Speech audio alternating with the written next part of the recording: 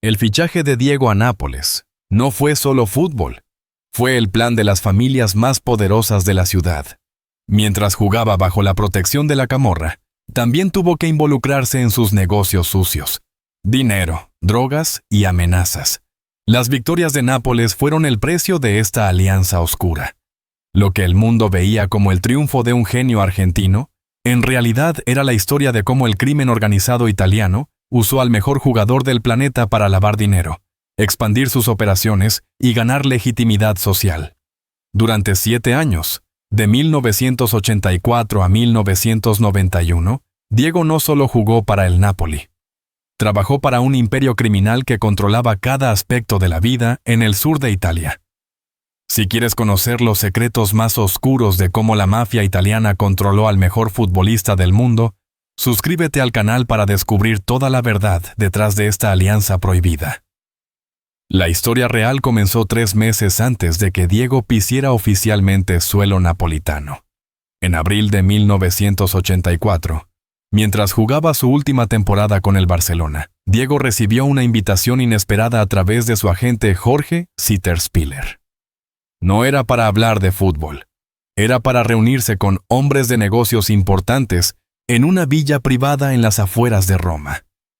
Diego, que había estado explorando opciones para dejar Barcelona después de una temporada traumática marcada por lesiones y conflictos, aceptó la reunión sin entender completamente con quién se estaba encontrando. La villa pertenecía a Carmine Giuliano, uno de los capos más poderosos de la camorra napolitana.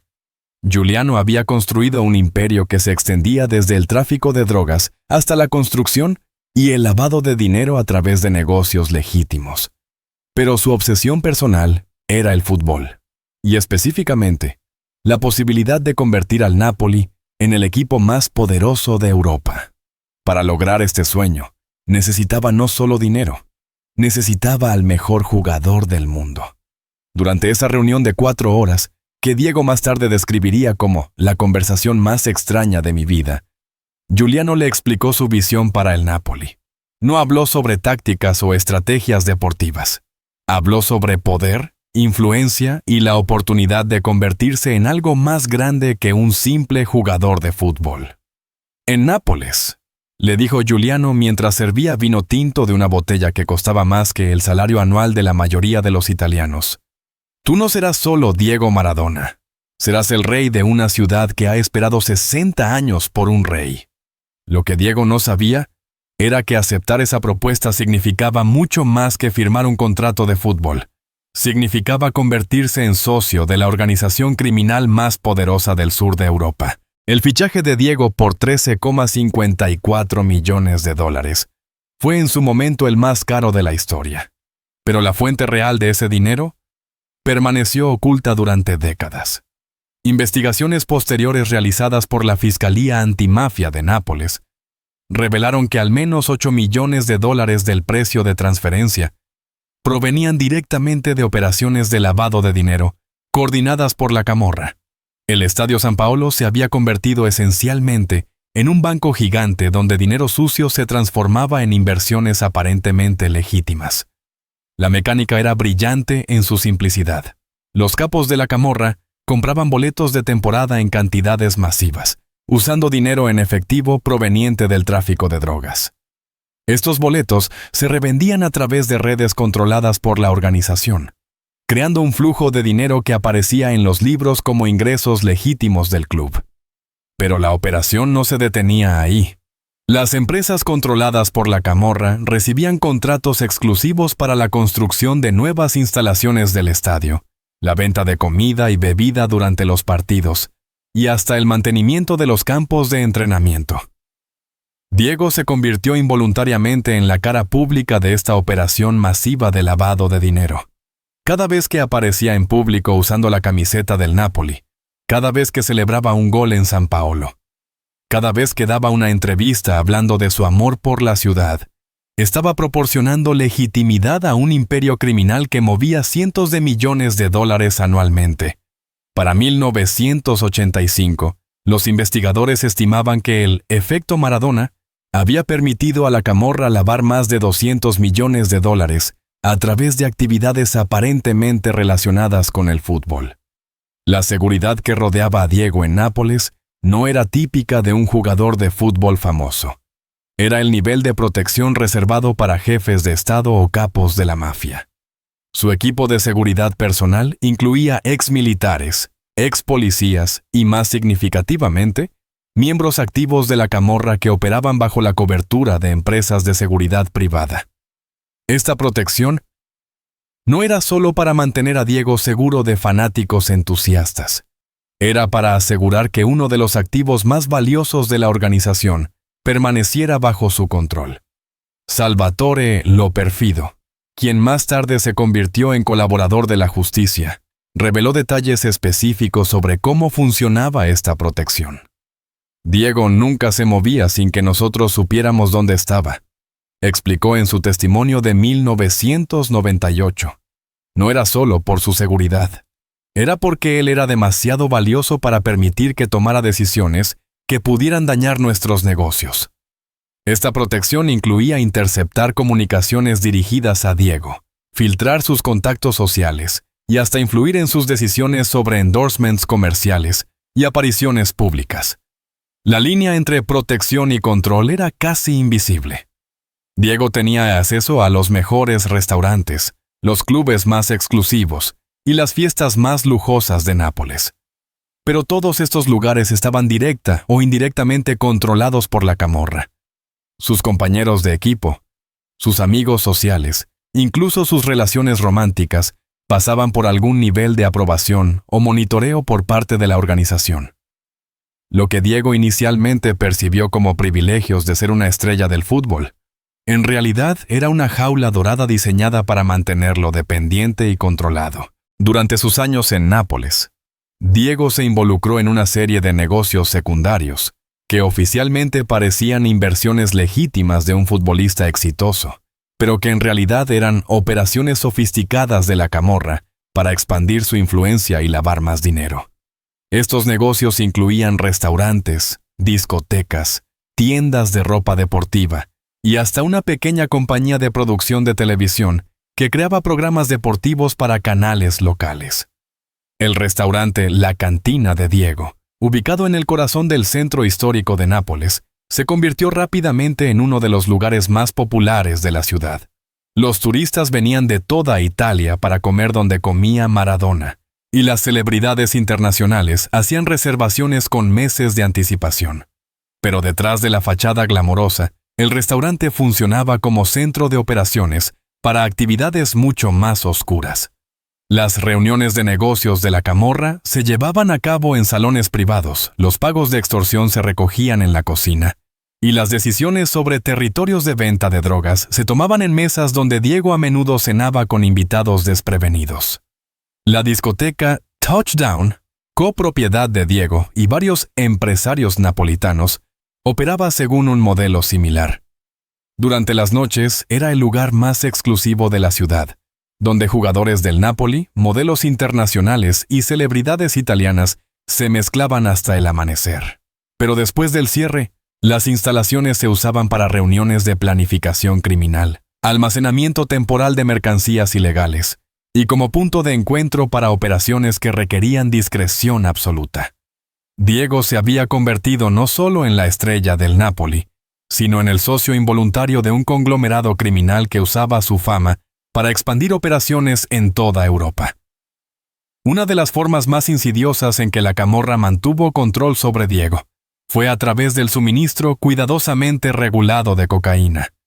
La organización no solo toleraba la adicción creciente de Diego, la cultivaba estratégicamente como una forma de asegurar su dependencia y obediencia.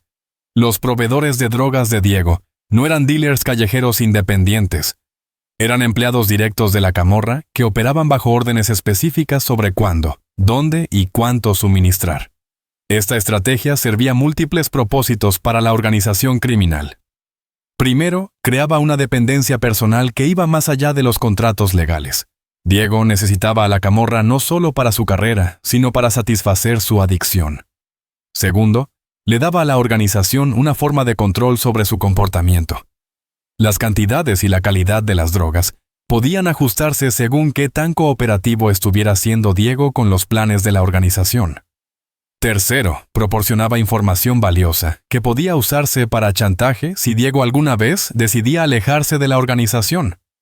El doctor Alfonso Rossi, un médico que trató a Diego durante emergencias relacionadas con drogas en 2 ocasiones durante su tiempo en Nápoles, más tarde testificó que las sustancias que Diego consumía eran de una pureza y sofisticación que solo organizaciones con recursos significativos podían obtener. No era cocaína de la calle, explicó Rossi en su testimonio de 1999. Era producto de grado farmacéutico que había sido procesado por químicos profesionales. Solo una organización con conexiones internacionales significativas podría haber proporcionado sustancias de esa calidad de manera consistente. Para 1987, Diego no era solo adicto a la cocaína. Era adicto a un estilo de vida completo que solo la Camorra podía proporcionar y mantener. Los 2 trofeos más importantes ganados por el Napoli durante la era Maradona, el Scudetto de 1987 y la Copa UEFA de 1989, estuvieron acompañados por celebraciones que revelaron la verdadera naturaleza de la relación entre el club y la Camorra. Estas no fueron solo celebraciones deportivas, fueron demostraciones masivas del poder y la influencia de la organización criminal más poderosa del sur de Italia. Durante las celebraciones del Scudetto de 1987, más de 500,000 personas llenaron las calles de Nápoles durante 3 días consecutivos. Lo que la mayoría de los celebrantes no sabía era que toda la logística de estas celebraciones, desde los permisos municipales hasta la seguridad, desde el transporte hasta la limpieza posterior, fue coordinada por empresas controladas por la Camorra. Fue una demostración perfecta de cómo la organización había integrado sus operaciones en todos los aspectos de la vida cívica napolitana. Más significativamente, las celebraciones sirvieron como cobertura para una de las operaciones de distribución de drogas más grandes en la historia de Europa. Con cientos de miles de personas moviéndose libremente por toda la ciudad durante días, y con las fuerzas policiales completamente abrumadas por las multitudes, la Camorra pudo mover cantidades masivas de cocaína, heroína y otras sustancias con impunidad virtual. Los investigadores más tarde estimaron que durante las celebraciones del Scudetto se distribuyeron drogas por un valor de más de $50 millones a través de toda Italia y partes de Europa. Diego, por supuesto, estaba en el centro de estas celebraciones, apareciendo en balcones de edificios gubernamentales, dando entrevistas a medios internacionales, y siendo fotografiado con trofeos que representaban no solo éxito deportivo, sino triunfo criminal. Sin darse cuenta completamente, se había convertido en el rostro público de una de las operaciones criminales más exitosas de la década. Las victorias del Napoli no fueron solo triunfos deportivos, fueron la culminación de una estrategia de legitimación criminal que había tomado años desarrollar e implementar. En 1988, la Fiscalía Antimafia de Nápoles comenzó la Operación Clean Hands, una investigación masiva sobre las conexiones entre el fútbol profesional italiano y el crimen organizado. Diego se convirtió inevitablemente en una figura central de esta investigación, no como sospechoso principal, sino como testigo involuntario de años de actividad criminal que había ocurrido a su alrededor. Los investigadores habían estado monitoreando comunicaciones de la Camorra desde 1986 y habían documentado cientos de referencias a El Argentino, en contextos que no tenían nada que ver con fútbol. Estas interceptaciones telefónicas revelaron que Diego era considerado por la organización no solo como un jugador de fútbol, sino como un activo estratégico que proporcionaba acceso a redes sociales, oportunidades de inversión y cobertura mediática que habrían sido imposibles de obtener de otra manera. La investigación reveló que durante los años de Diego en Nápoles, la Camorra había usado su presencia y fama para establecer operaciones en España, Argentina y otras partes de América del Sur. Su red de contactos internacionales, desarrollada a través de su carrera futbolística, había sido sistemáticamente explotada para crear nuevas rutas de tráfico de drogas y oportunidades de lavado de dinero. Cuando los investigadores finalmente se acercaron a Diego para obtener su testimonio en 1990, se encontraron con un hombre que genuinamente no entendía la extensión completa de su involucración con la organización criminal. Diego había estado viviendo en una burbuja cuidadosamente construida, donde veía solo los aspectos glamorosos de su asociación con la camorra, mientras permanecía ignorante de las actividades más violentas y destructivas de la organización. El testimonio de Diego, aunque limitado por su conocimiento parcial, proporcionó a los investigadores piezas cruciales del rompecabezas que eventualmente llevarían a más de 200 arrestos relacionados con la camorra. El Mundial de Italia 1990 marcó el comienzo del fin de la relación entre Diego y la camorra, aunque ninguna de las partes se dio cuenta inmediatamente.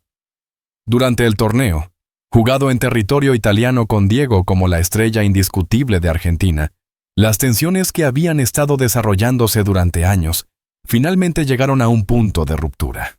El partido semifinal entre Argentina e Italia, jugado en Nápoles ante una multitud dividida entre lealtad nacional italiana y amor local por Diego, se convirtió en una metáfora perfecta de la posición imposible en la que Diego se encontraba. La camorra había invertido años construyendo su imagen como el hijo adoptivo de Nápoles, pero ahora esa misma imagen lo ponía en conflicto directo con los intereses del Estado italiano. Después de la victoria argentina en penales, Diego hizo comentarios públicos que fueron interpretados como desleales hacia Italia, el país que lo había acogido durante 6 años. Estos comentarios, aunque probablemente no intencionados para causar ofensa, proporcionaron a las autoridades italianas la justificación que habían estado buscando para intensificar su escrutinio de sus actividades y asociaciones. Más críticamente, la atención mediática internacional enfocada en Diego durante el Mundial había hecho que su asociación con elementos criminales fuera más visible y problemática para la camorra misma. La organización había prosperado durante décadas, manteniéndose en las sombras, pero la presencia de Diego había atraído un nivel de atención que hacía que sus operaciones fueran vulnerables a investigación y exposición. Para finales de 1990, tanto Diego como la camorra habían comenzado a darse cuenta de que su asociación mutuamente beneficiosa se había convertido en un pasivo para ambas partes. La salida de Diego del Napoli en 1991, oficialmente debido a su suspensión por doping, fue en realidad el resultado de negociaciones complejas entre múltiples partes: la Liga Italiana, las autoridades judiciales, la camorra y el propio Diego. Todas las partes tenían razones para querer que Diego saliera de Italia, pero cada una por motivos completamente diferentes. Para las autoridades italianas, Diego se había convertido en un símbolo embarazoso de cómo el crimen organizado había infiltrado uno de sus deportes más populares. Su presencia continuada en Italia hacía imposible ignorar las conexiones entre fútbol y crimen que habían estado desarrollándose durante años. Para Diego, la presión constante de la investigación judicial, combinada con su adicción creciente y los problemas de salud resultantes, había hecho que su vida en Nápoles fuera insostenible. Para la camorra, Diego se había convertido en un pasivo que atraía demasiada atención no deseada. La organización había logrado sus objetivos principales. Había lavado cientos de millones de dólares. Había expandido sus operaciones internacionalmente y había ganado un nivel de legitimidad social que habría sido imposible sin la presencia de Diego. Pero continuar la asociación ahora presentaba más riesgos que beneficios. Las negociaciones para la salida de Diego involucraron concesiones de todas las partes. Diego aceptó una suspensión de 15 meses que efectivamente terminó su carrera en el fútbol italiano. Las autoridades acordaron no perseguir cargos criminales contra Diego relacionados con sus asociaciones con la camorra, reconociendo que había sido más víctima que cómplice. La camorra acordó no interferir con su salida del país y proporcionó garantías tácitas de que no buscarían retribución por cualquier testimonio que pudiera haber proporcionado a los investigadores. El 17 de marzo de 1991, cuando Diego salió del aeropuerto de Nápoles por última vez como jugador del Napoli, estaba cerrando un capítulo que había durado 7 años y había cambiado permanentemente tanto su vida como el paisaje del crimen organizado en Europa. La asociación entre Diego Maradona y la camorra napolitana se convirtió en un caso de estudio para investigadores de crimen organizado en todo el mundo. Demostró cómo organizaciones criminales sofisticadas pueden explotar la fama y el carisma de figuras públicas para legitimizar sus operaciones y expandir su influencia más allá de los métodos tradicionales de intimidación y violencia. Los 7 años de Diego en Nápoles también revelaron las vulnerabilidades únicas de atletas de élite al control y manipulación por parte de intereses criminales. Su necesidad de seguridad, su dependencia de managers y agentes, su aislamiento social relativo y su acceso a grandes cantidades de dinero los convierte en blancos ideales para organizaciones que buscan combinar operaciones legítimas con actividades criminales.